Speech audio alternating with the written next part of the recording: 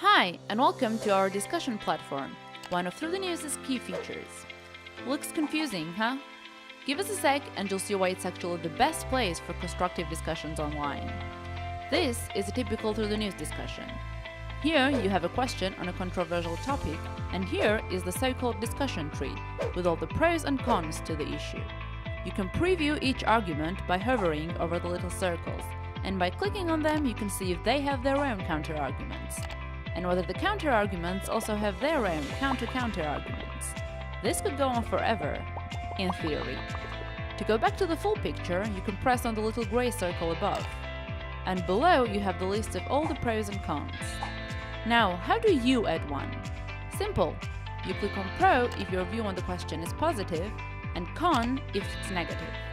But remember, present your point clearly and back it with an actual argument. So, for instance, something like this isn't really an argument, that's just your opinion. You could add a vague explanation that's, well, sort of better, but what's tasteful to you isn't universal, so meh. But if you actually explain why or how that is, now that is in fact a serious argument. Also, try not to repeat already existing ones. The discussions are being moderated. As we saw, you can also counter others' arguments or comment on them. And you're not limited by anything. That's it! No more endless shouting in social media comment threads.